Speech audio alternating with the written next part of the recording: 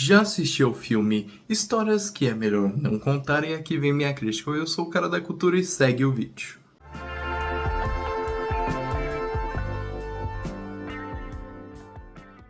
Histórias que é melhor não contar conta a história justamente de uma série de histórias e narrativas. Uma série de contos sobre o amor e relações pecaminosas e onde elas levam, onde traições, entre muitas coisas relacionadas a isso, nos conduzem e misturando um pouco com um senso argentino e cultural que é abordado na narrativa. Afinal, será que esse filme tenta fazer grandiosidades com essas histórias ou não?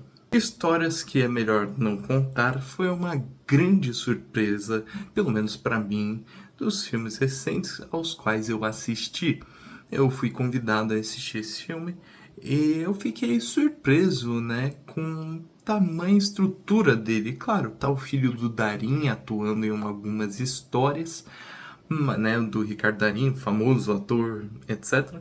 Mas eu fiquei surpreso ainda assim como conduz tão bem o humor essa narrativa, no caso essas narrativas. São histórias que não tentam reinventar a roda ou coisa do tipo. Na verdade são bem padrões, mas a questão é como elas são contadas.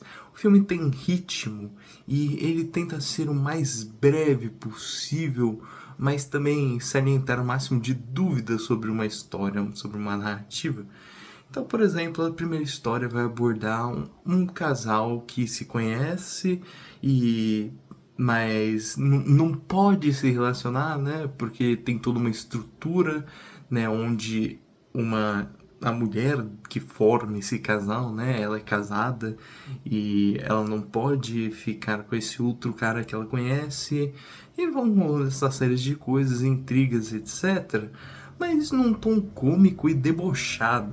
Algo que é provindo justamente dessa narrativa argentina, né? Como eu estava dizendo, o filme evoca muito isso. É um filme bem cultural, eu diria. Né? Outra narrativa, por exemplo, envolve atrizes tentando atuar e fazendo performances, né?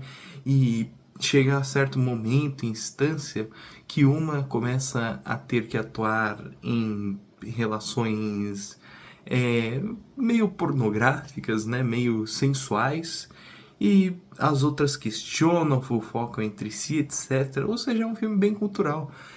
São uma série de histórias que de fato vão evocar esse sensualismo, essa quebra, né, do cotidiano, esse senso cômico, romântico, né, de constante deturpação do amor, entre muitas aspas, e que é usual na narrativa, né? Usual em todas as histórias abordadas e na obra em si.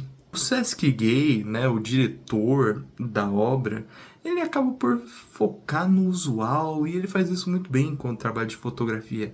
Nada que tenta reinventar, como eu já disse, mas é um filme que de fato se joga em certas partes as cores, etc.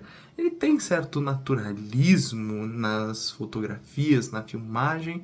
Eu respeito isso no caso desse filme, porque é um filme que tenta ser o mais real possível, se limitar a certas coisas. Por exemplo, em cenas de romance, claro, ele foge um pouco dessa normalidade, né, do usual, mas na maior parte ele é sóbrio e ele se contenta com suas histórias a serem abordadas, não muito em sua forma. Ele não está tão preocupado em mostrar ao público de uma maneira interessante, mas mostrar algo que possa ser interessante por ser dos nossos cotidianos, mas um cotidiano polêmico. Ao ser brandado com essa narrativa, eu de fato fiquei muito empenhado em conhecer mais dos personagens, até mais do próprio diretor, que de fato, através dessa sobriedade, naturalidade, ele consegue conduzir essa narrativa. Sabe, é um filme que, mesmo sendo muito cômico, né, com diversas cenas em que eu ri bastante até, ele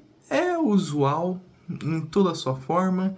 Ele não tenta te carregar por longas e pensantes narrativas, mas sim fazer o simples. Ele tenta focar tanto no simples que é um filme que tem uma leveza em si muito grande.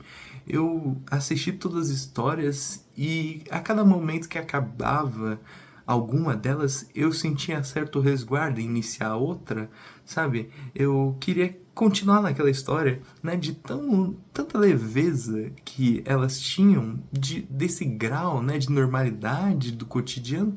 Eu queria ambientar todos esses cotidianos, mas o filme tinha que seguir em frente e sempre me surpreendia com a nova narrativa, porque ao abordar esse cotidiano e tentar trazer algo interessante a ele, nessas questões cômicas, polêmicas e românticas, a obra em si consegue atrair o espectador para todas as histórias propostas, né? Então acaba por ficar uma série de conduções. O filme é uma condução incessante por essa cultura argentina, né? E que passa a ser de interesse do público, né? Tudo que a obra vai propor e mostrar, mesmo que tenha possivelmente esse resguardo que eu tive ao passar de uma narrativa para outra. Então acabou que histórias que é melhor não contar foi de fato uma experiência interessante. O Sesc Gay é muito conhecido, né, na sua região, um baita diretor. Os atores também estão muito bem, empenhando seus papéis com esse naturalismo, sabe? Não tem uma atuação brilhante, principalmente pelo tempo de minuto que as histórias se decorrem, mas elas seguram o papel, elas de fato têm um charme dessa naturalidade. Até mesmo o filho do Darim consegue trazer esse charme na naturalidade. Nada aqui tenta ser muito pretensioso ou coisa do tipo. É um filme leve que se trata com leveza, que é mostrar uma grande quantidade de conteúdo sobre uma cultura específica, a cultura dessas paixões e amores cínicos, de certa forma, argentinos. E ele consegue isso de forma plena. Em suma, a histórias que é melhor não contar é esse amontoado, né, de narrativas que se comunicam entre si pelas temáticas, mas que são diferentes, que vão abordar temas diferentes dentro da própria temática, né? Vão ser uma série de segmentos que vão abordar esse amor, essa paixão e esse cinismo desse povo e dessa cultura específica através de um diretor que tenta focar na sobriedade, principalmente utilizando seus atores para tal. Então, para histórias que é melhor não contar, eu vou colocar aqui uma nota 7.5. Eu devo dizer que é um filme que me impressionou, que eu estava de fato meio receoso com ele, mas que eu fiquei bem alegre ao final e bem contente. Mas e aí, gostou do vídeo? Vai assistir o filme? Então curta, siga, compartilhe, comente. Eu sou o Cara da Cultura e tchau!